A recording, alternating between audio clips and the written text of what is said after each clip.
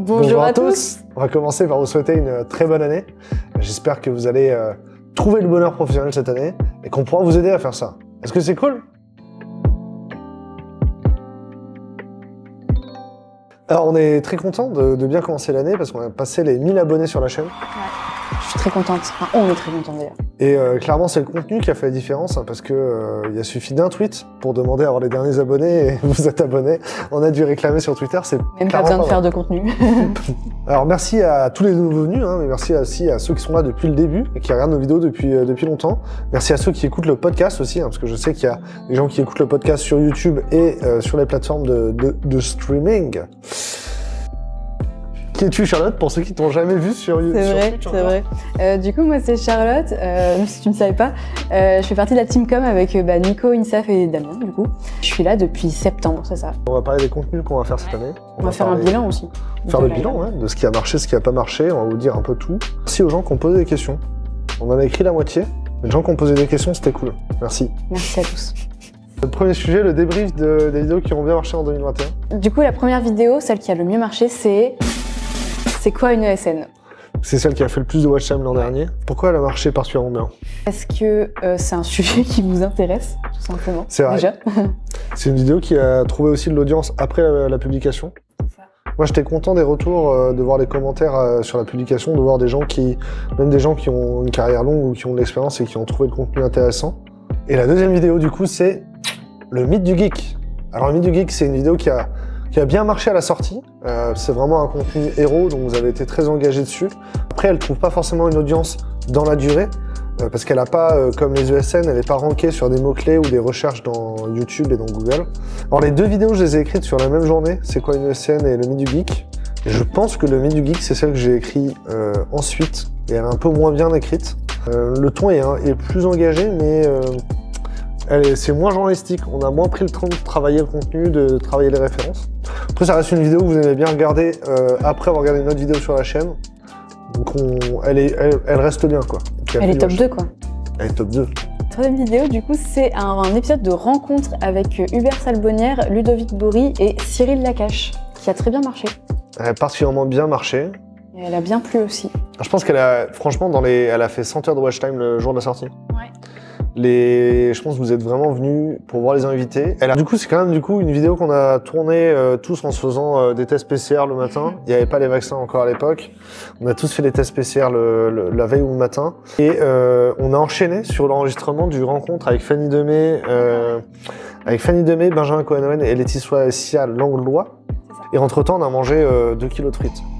C'est pour ça que l'énergie n'est pas du tout la même entre les deux épisodes. La quatrième vidéo, c'est une interview avec Quentin Adam. On a tourné en 2019 au Web Today. Et elle marche toujours bien. C'est la 4e en watch time. Ouais. Et du coup, alors ça c'est un format, c'est un peu le prototype de rencontre, on était qu'à 2. Et en fait j'ai envie de refaire ce format-là en 2022. Une interview face à face, une interview tête à tête, sans limite de temps. Et qu'on redécoupe en morceaux s'il faut, comme la vidéo avec Quentin Adam. Dites-moi qui vous voudriez voir sur un format long, 2 heures sans limite, comme on a fait avec Quentin. Savoir qu'avec Quentin, en vrai, on avait écrit sur un bout de papier les sujets qu'on voulait aborder, et ensuite on a discuté, on avait l'impression qu'on avait rushé 30 minutes, en fait on avait rushé 2 heures, et c'est Nico après qui s'est battu pour dérocher. Il a changé les batteries des caméras pendant qu'on rushait, il avait 2 caméras, il les a changées et tout. La dernière vidéo, enfin la 5e, c'est le reportage Un job à Nantes. Je suis trop contente qu'il ait plu, parce qu'on y a mis beaucoup de cœur. Enfin, on met beaucoup de cœur dans toutes nos vidéos, mais celle-là, elle était vraiment... en plus, c'était la première d'une, j'espère, longue série qu'on va faire sur des villes, pourquoi pas des pays. Je glisse ça comme ça. Mais ouais. Quel pays pour nous inviter? Est-ce qu'on va à Malte ou en... J'aimerais bien. Est-ce qu'on peut aller au Canada? Aller au Canada. On peut aller à Bali. À Bali, il doit y avoir des devs. On a du coup tourné avec toute l'équipe com à Nantes, du coup, si vous avez suivi un peu nos aventures. On a écrit et derrière après on a filmé ici au bureau et on a tout monté. C'était très long, mais elle est très cool. Le rendu est très sympa, donc on est très contents. Et donc la vidéo qui a moins marché que ce qu'on voulait, c'est la vidéo sur le salage. Elle est même pas dans le top 10. Ouais, mais elle était peut-être un peu trop technique. D'ailleurs, n'hésitez pas à nous dire ce que vous avez pensé de cette vidéo, mais nous on la trouve un peu trop technique après sortie de la vidéo. Et en fait, on voulait rebondir sur l'actu de Twitch, du leak de Twitch. Et on est un petit peu tard, on est un peu décalé par rapport au sujet et par rapport à l'actu, et du coup, il va pas à chaud. On s'est peut-être un petit peu trop... On a été trop loin, le spectre, il était peut-être un peu trop large aussi. En tout cas, les sujets hyper techniques, on en fera moins cette année, ou alors on fera intervenir des experts dessus. Ce sera différent. Mais ouais, l'objectif, c'est que les vidéos, elles soient quand même accessibles à un maximum de monde, que vous soyez junior ou expert sur un domaine. We Love Devs, de manière générale, en 2021. Au début de l'année, on était à 1200 inscrits par mois. Et à la fin de l'année, on est à 1800 inscrits par mois. C'est pas, on n'a pas doublé les chiffres, mais bon, faut voir aussi quand même que maintenant, il y a... alors, il doit y avoir 35 000 logins sur We Love Devs au total. Il y a 500 000 développeurs en France. Plus on avance, plus ça devient quand même compliqué de trouver des nouvelles audiences. Hein. Mais bon, déjà, il faut savoir que sur We Love Devs, les candidats, ils suppriment leur compte très rapidement. Donc là, il reste 35 000 inscrits, mais il y en a beaucoup plus qui sont passés. Déjà, si tu fais 1800 x 12, tu l'as vite le chiffre. Non, je vais pas calculer. Je vais pas faire le calcul. Puis il y a un peu moins de 20 000 développeurs qui sont inscrits sur We Love Devs l'an dernier. Il y a beaucoup plus de clients sur We Love Devs, donc les équipes commerciales, elles ont beaucoup bossé. On a doublé le chiffre d'affaires de manière générale en un an. Donc ça veut dire qu'il y a 2 fois plus d'offres sur We Love Devs, ça veut dire qu'il y a 2 fois plus de conversations, 2 fois plus d'opportunités professionnelles sur We Love Devs.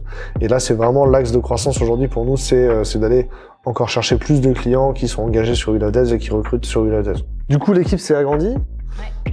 On est 12 maintenant. Exactement. Ouais. C'est sûr. J'ai compté, oui.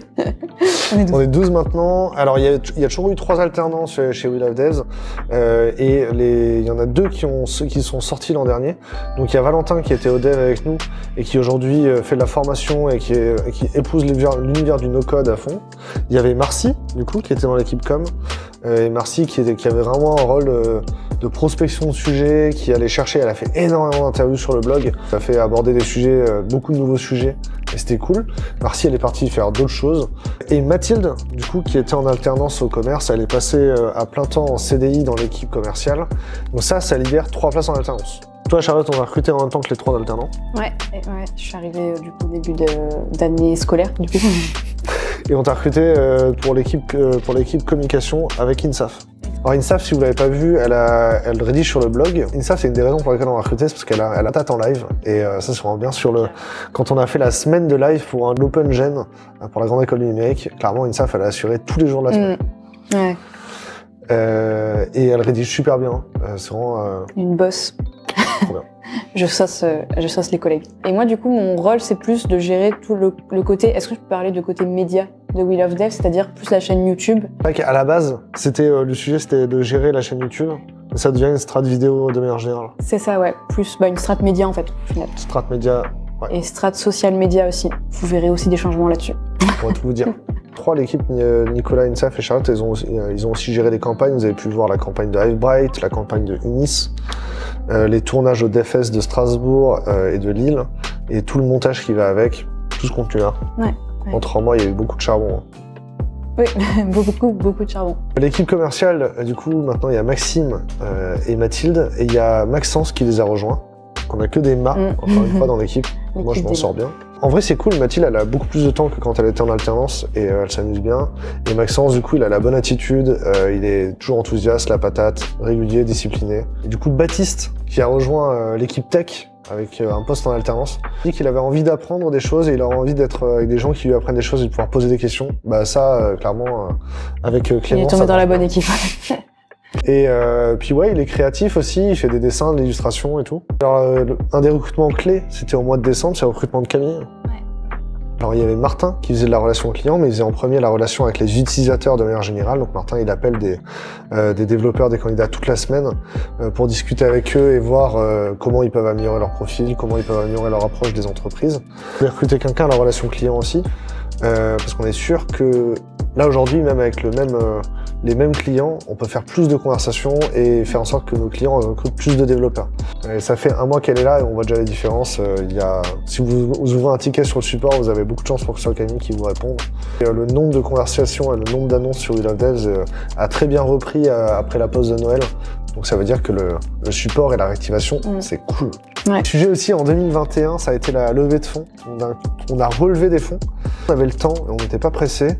On est allé chercher des BA et on a proposé quasiment que soit à des clients, soit des développeurs d'investir. Et donc il y a 18 investisseurs qui sont rentrés au capital et on a relevé à peu près le même montant que ce qu'on avait levé sur la première levée de fonds. C'est qu'on va vouloir investir dans l'équipe dans cette année et l'année prochaine encore, et il faut avoir le cash devant nous. Et on savait aussi que on essaie toujours d'avoir 1 an de trésor devant nous.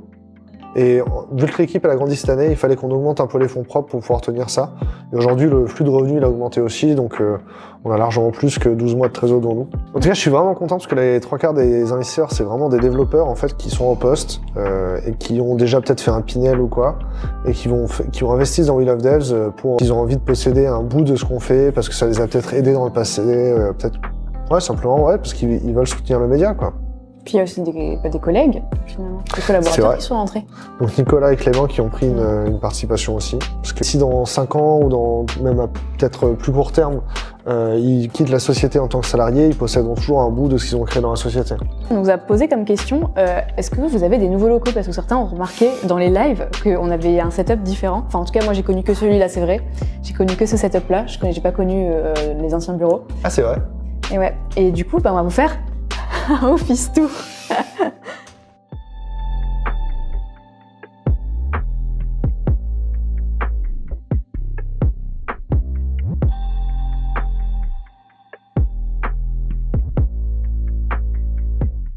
Alors du coup, la question suivante, quoi de prévu pour 2022 sur YouTube?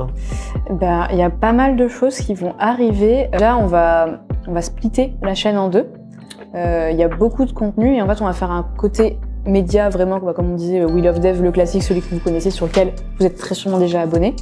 Et on va faire une deuxième chaîne qui sera plus les replays des lives Twitch. Du coup, les podcasts, les interviews longues en podcast, ça va rester, on va les garder sur YouTube et sur les plateformes. Les thèmes aussi qu'on va aborder cette année, on va essayer de rester vraiment concentré sur culture dev, culture informatique, voire conseil carrière. Parce que déjà, c'est des sujets qui rassemblent aussi bien les anciens que les nouveaux, sur le marché ou sur le métier de développeur. Ça parle à tout le monde. Et puis, on s'est rendu compte aussi que déjà, les 3/4 en fait, les entretiens techniques pas très structurés, au final, c'est surtout un concours de culture informatique. Et c'est pas forcément ce qu'on apprend en formation, surtout pour les formations accélérées. Du coup, je pense que ça aide vraiment, en fait, les gens qui découvrent le métier, déjà à comprendre les codes du métier, les codes des développeurs, parce que on a nos façons de parler, on a déjà nos idiomes, nos blagues même, j'ai envie de dire. Puis c'est bien de mettre tout le monde au même niveau. Du coup, ça apporte un premier format. On va lancer un format qui s'appelle la petite histoire de la tech. Ça va être comme son nom l'indique, des histoires sur des personnages ultra importants dans la tech, des anecdotes aussi, pourquoi pas. On va vraiment parler de plein de personnages historiques et derrière, on va parler du personnage, mais on va aussi étendre un peu le sujet en parlant de sujets qui s'étendent à nos problématiques actuelles, quoi. On va quand même parler de sujets techniques et d'actualité. On essaye de rebondir sur l'actualité. Donc par exemple, la prochaine vidéo, ça sera le métaverse. Alors, Metaverse, tout le monde en parle. Moi, ce qui m'intéresse ici, c'est de savoir est-ce qu'il y a un vrai enjeu en termes de carrière? Est-ce qu'il va y avoir des jobs sur Metaverse? Alors, bien sûr, Facebook a annoncé qu'ils allaient recruter plein de gens pour construire le Metaverse. J'ai envie de poser la question à différentes personnes. Est-ce que le web, tel qu'on le connaît, va rester dans le Metaverse? Est-ce qu'il va être remplacé par le Metaverse? Est-ce que les développeurs web vont être remplacés? Est-ce que c'est le grand remplacement des développeurs web? Ouais, parler du métaverse du coup avec un angle dev et métier. Puis le métaverse, c'est codé avec quoi? Parce que c'est pas codé que avec Unity. Également, il y aura une vidéo qui suivra, ça sera sur les NFT, la blockchain et la crypto. Parce que si comme moi, vous n'êtes pas dev ou que juste c'est un sujet qui est un peu compliqué dont vous entendez parler, voilà, on va parler de ça. Le podcast. Ouais. Le podcast, ça continue. Alors le podcast, en fait, il va avec l'enquête. Et l'enquête, j'ai l'impression qu'elle n'est pas finie. Parce qu'on n'a pas fait le tour de tous les sujets encore. Le podcast d'ailleurs n'a pas abordé tous les sujets de l'enquête. Et tant que j'aurai l'impression qu'en fait il faut que le podcast en fait vous permette de réfléchir au sujet pour que vous puissiez répondre à l'enquête et que l'enquête elle avance sur certains points. Au niveau business, donc sur la société We Love Devs, qu'est-ce qu'on a envie de faire en 2022? Il y a un sujet qu'on veut développer, c'est la partie organisme de formation. On a formé plusieurs équipes de marque employeur l'an dernier. Quand je dis former des équipes de marque employeur, c'est souvent des équipes où il y a des communicants et des RH qui font une espèce de task force en termes de marque employeur. Alors il y a des équipes qu'on conseille, qu'on accompagne au quotidien. Il y a d'autres équipes équipes qu'on forme sur 2-3 jours et pour les rendre autonomes. J'aime beaucoup ce qu'on fait parce que derrière, c'est des équipes qui prennent en main leur communication sur les réseaux sociaux et qui sont hyper sincères dans la démarche. L'organisme de formation qu'on a créé du coup il y a 2 ans pour faire ça, il est en train de faire la certification Calliope. La qualité des formations, elle est vraiment bien, enfin de la formation, elle est vraiment bien. J'ai envie qu'on en vende plus, j'ai envie qu'on en propose plus, qu'on forme plus d'équipes cette année. Et aussi, on aimerait faire des projets comme le reportage Un job à Nantes que vous avez peut-être vu. Sinon, allez le voir, vignette. C'est dans le i il doit être par là. Il doit être par là, le i. Ou là? Ou là? Il est là? Non, je crois qu'il est là. Je pense qu'il est là. Non, je pense qu'il est là. Ouais. On va faire plus de reportages et notamment sur des territoires, en fait, comme Nantes. Ouais. Plutôt des endroits où il y a du soleil, s'il vous plaît.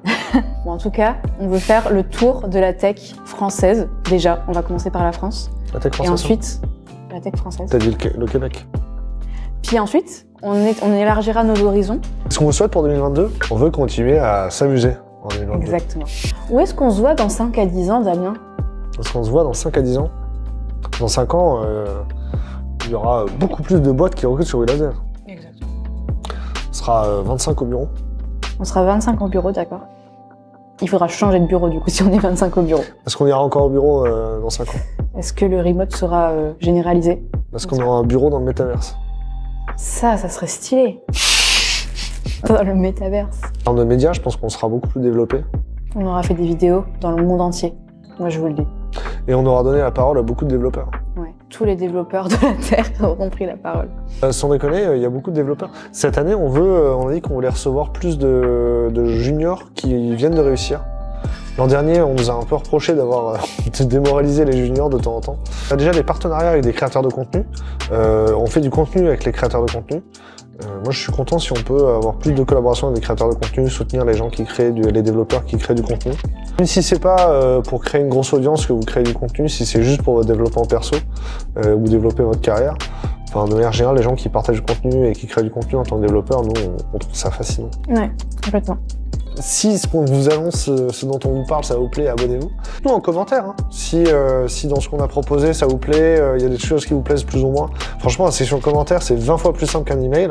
Un sujet en fait que vous voudrez qu'on aborde parce que vous pensez, enfin c'est des questions que vous posez et ça vous rendrait service qu'on approfondisse la réponse avec des intervenants, etc. C'est le type de contenu qu'on va faire sur We Love Desk, parce que ça va vous aider à prendre des décisions de carrière, à être heureux. Dites-nous ça en commentaire. C'est cool? Ouais, très cool.